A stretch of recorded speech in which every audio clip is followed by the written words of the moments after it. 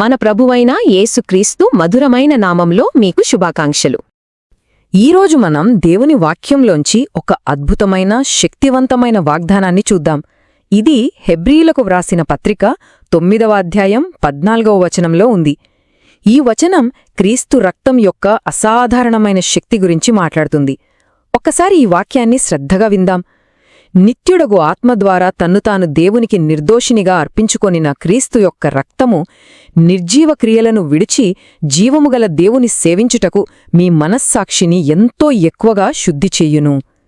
ఇందులో మనస్సాక్షి, నిర్జీవ క్రియలు లాంటి చాలా లోతైన మాటలున్నాయి కదా. వాటి అసలర్థమేమిటో మనం వివరంగా తెలుసుకుందాం.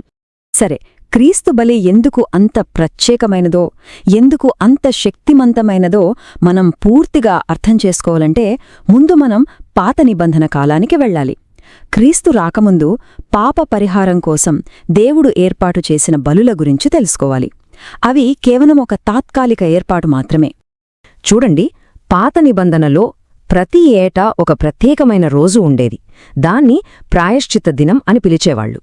ఆ రోజున ప్రధాన యాజకుడు ఏం చేసేవాడంటే ప్రజల పాపాల కోసం బలి అర్పించిన జంతువుల రక్తాన్ని తీసుకుని దేవుని సన్నిధికి గుర్తుగా ఉన్న అతి పరిశుద్ధ స్థలంలోనికి వెళ్లేవాడు. అక్కడ దేవుని కరుణకు చిహ్నమైన కృపాసనం మీద ఆ రక్తాన్ని చిలకరించేవాడు. ఇది ప్రజల పాపాలకు ప్రాయశ్చిత్తమన్మాట. కాని ఇక్కడ మనం గమనించాల్సింది ఏంటంటే ఇదంతా కేవలం బయటకు కనిపించే ఒక ఆచారం. ఇక్కడే మనం చాలా ముఖ్యమైన తేడాను గమనించాలి. ఆలోచించండి, ఆ జంతువుల రక్తం పాపాలను శాశ్వతంగా తీసివేసిందా? లేదు. అది కేవలం 1 సంవత్సరం పాటు ఆ పాపాన్ని కప్పిపెట్టింది అంతే.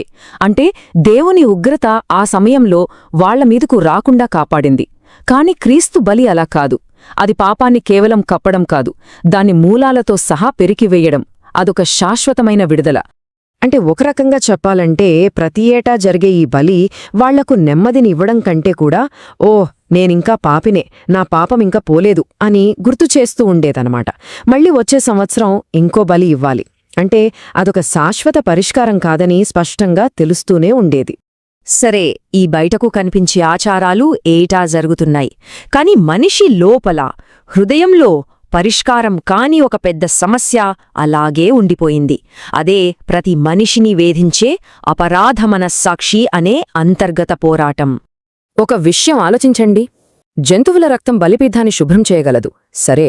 కాని ఒక మనిషి మనస్సుని, వాళ్ల ఆలోచనలని, ఆ లోపల వేధించే అపరాధ భావాన్ని, దాన్ని శుద్ధి చేయగలదా? అస్సలు చేయలేదు. పాత నిబంధన బలుల యొక్క అతిపెద్ద బలహీనత వాటి పరిమితి అదే. అవి మనిషి అంతరంగాన్ని తాకలేకపోయాయి. దేవుడు మనందరిలో మనస్సాక్షి అనే ఒకదాన్ని పెట్టాడు. అది లోపలున్న ఒక జడ్జి లాంటిది. మనం తప్పు చేసిన వెంటనే ఒక అలారం మోగినట్టు, హే, నువ్వు తప్పు చేశావు, నువ్వు పాపివి, నువ్వు దేవునికి వ్యతిరేకంగా ప్రవర్తించావు అని మనల్ని నిలదీస్తుంది. ఈ గొంతుని ఆపడానికి ఎన్ని బయట పనులు చేసినా, ఎన్ని బలులర్పించినా ప్రయోజనం లేదు. దీనికి దావీదురాజు జీవితం కంటే గొప్ప ఉదాహరణ మరొకటి లేదు. ఆయన పాపం చేసిన తర్వాత పడిన వేదన అంతా ఇంతా కాదు. ఆయన కీర్తనల గ్రంథంలో ఏమంటాడంటే, నేను మౌనంగా ఉన్నప్పుడు నా ఎముకలు క్షీణించిపోయాయి, నీ చేయి దివారాత్రులు నా మీద భారంగా ఉండేది. చూశారా, ఆ అపరాధ భావం ఎంత భయంకరంగా ఉందంటే అది శారీరకంగా కూడా ఆయన్ని కృంగదీసింది. ఒక మనిషి అందరి నుండి తన పాపాన్ని దాచగలడేమో కాని తన మనస్సాక్షి నుండి ఎప్పటికీ తప్పించుకోలేడు. మరైతే ఈ భయంకరమైన అపరాధ భావాన్ని ఏది కడిగేస్తుంది? మనస్సాక్షిని ఏది శుభ్రపలుస్తుంది? జంతువుల రక్తం చేయలేని పనిని ఏది చేస్తుంది? ఇక్కడే మనకు క్రీస్తు యొక్క పరిపూర్ణమైన బలి కనిపిస్తుంది. అదే అసలైన అంతిమ పరిష్కారం. ఈ రెండిటి మధ్య ఉన్న తేగ ఆకాశానికి భూమికి ఉన్నంత తేడా ఉంది. జంతుబలిని చూస్తే అది లోపాలతో కూడుకున్నది, బలవంతంగా ఇచ్చింది, కేవలం తాత్కాలికం. కాని క్రీస్తు బలిని చూడండి, అది నిర్దోషమైనది. ఆయన బలవంతంగా కాదు, ప్రేమతో స్వయంగా తనను తాను అర్పించుకున్నాడు. దాని ఫలితం శాశ్వతం, నిత్యమైనది. అందుకే వాక్యం యేసయ్యను కళంకము లేని నిర్దోషమైన గొర్రెపిల్ల అంటుంది. ఎందుకంటే ఆయనలో ఎలాంటి పాపమూ లేదు, చిన్న లోపం కూడా లేదు. అటువంటి పరిశుద్ధమైన రక్తానికి మాత్రమే మన హృదయంలోని పాపమనే మరకను పూర్తిగా తుడిచివేయగల శక్తి ఉంది. సరే, మరి క్రీస్తు చేసిన ఈ అద్భుతమైన బలి వల్ల మన జీవితంలో ఏమి జరుగుతుంది? ఎలాంటి మార్పు వస్తుంది? ఇది మనకు విమోచనను, సేవతో నిండిన ఒక కొత్త జీవితాన్ని ఇస్తుంది. మనందరం తెలుసుకోవాల్సిన గొప్ప శుభవార్త ఏంటంటే, కల్వరి శిలువ మీద యేసు మన పాపాల కోసం చెల్లించాల్సిన వెల ఒక్కసారే పూర్తిగా శాశ్వతంగా చెల్లించేశారు. The price has been fully paid. దేవుని న్యాయం సంతృప్తి చెందింది. ఇక మనం చెల్లించాల్సింది ఏమీ మిగుల్లేదు. వెల చెల్లించబడింది కాబట్టి దాని ఫలితం చూడండి ఎంత అద్భుతంగా ఉందో. ఇక మనమీద తీర్పు తీర్చటానికి ఎవ్వరికీ అధికారం లేదు. అపవాది వచ్చి గతాన్ని చూపించి నిందించలేడు. ఈ లోకం మనల్ని వేలెత్తి చూపించలేదు. అన్నిటికన్నా ముఖ్యంగా మనల్ని నిరంతరం గుచ్చిగుచ్చి చంపే మన మనస్సాక్షి కూడా మనల్ని దోషిగా నిలబెట్టలేదు. ఎందుకంటే క్రీస్తు రక్తం మనల్ని కడిగేసింది.